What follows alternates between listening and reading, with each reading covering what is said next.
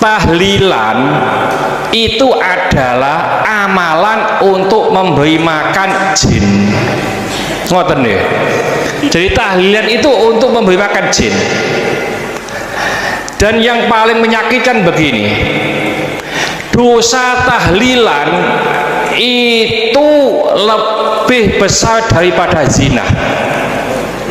Dosa tahlilan itu lebih besar daripada zina. Kenapa? Alasan beliau begini, kalau zina orang itu faham kalau dosa, maka dia bertobat. Kalau tahlilan dia nggak merasa berdosa, nggak pernah bertobat dari tahlilan.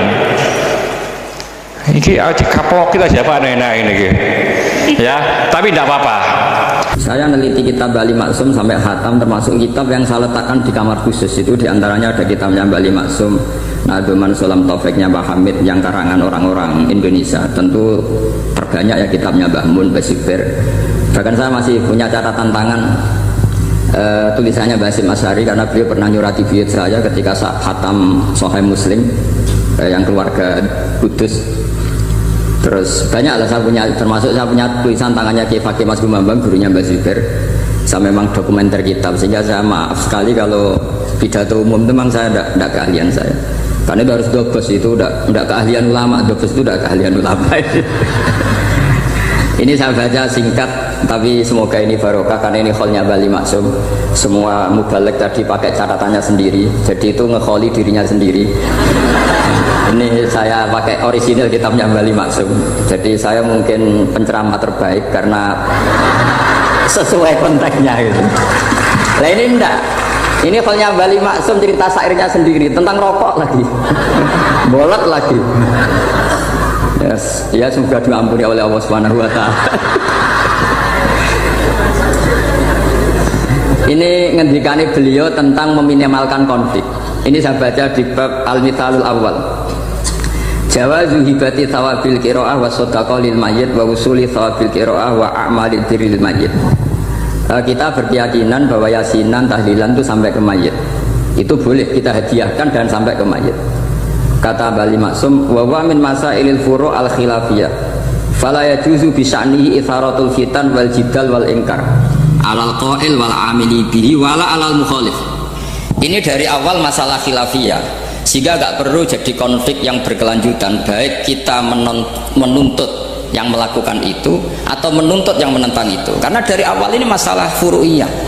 Sing nglakoni nggih monggo, sing nentang nggih napa monggo. Selama ini kan kita yang melakukan memaksa orang lain menerima, yang menentang memaksa orang lain menghentikan. Ini tidak fair kata Bali. Kata beliau itu gak fair. Wala yang bagi ayaqa bainahuma ma la yang bagi wuquhu bainal akhwaini muslimain. Kata beliau, wala in kana lil mani'i mustanadun fa inna li ghairihi mustanadan kadzalik. Kalau yang melarang tahlilan, melarang yasinan dikirimkan ke mayit itu punya mustanad, punya sanad. Yang bagi yang membolehkan juga punya sanad. Kalau ada kiai yang kalau pidato nangis itu sanadnya banyak dan benar, tapi yang uraan kayak Pak Duta Besar juga banyak. Semuanya ada sanad.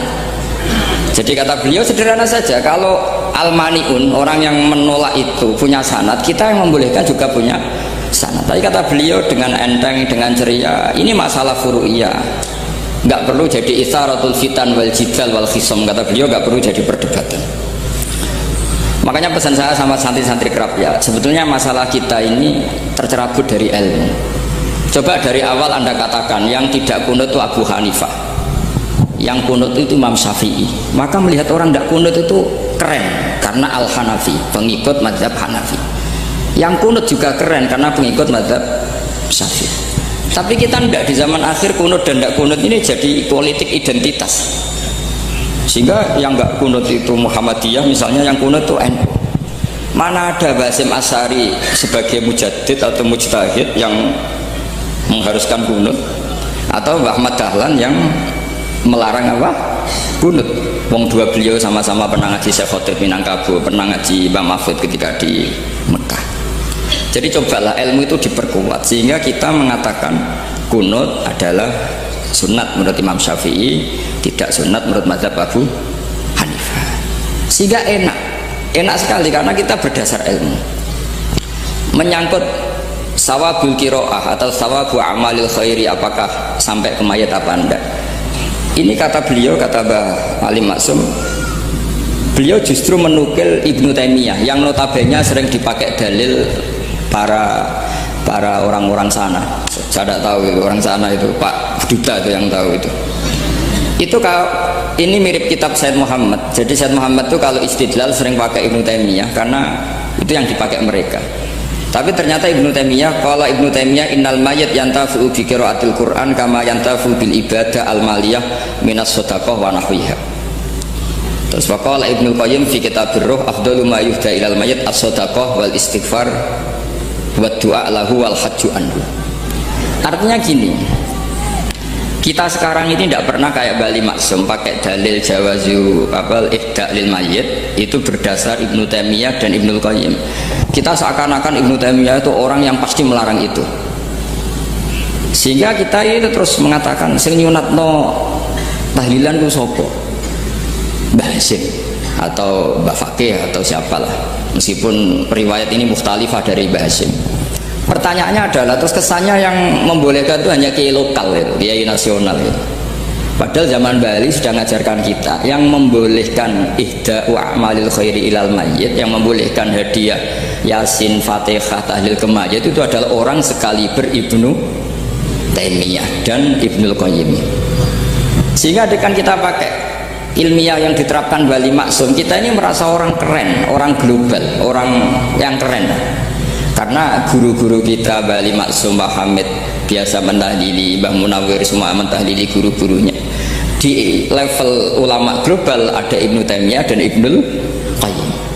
Tapi karena kita tidak baca, seakan-akan tahlilan itu hanya tradisi lokal yang tidak di ACC, tidak disetujui ulama kelas internasional.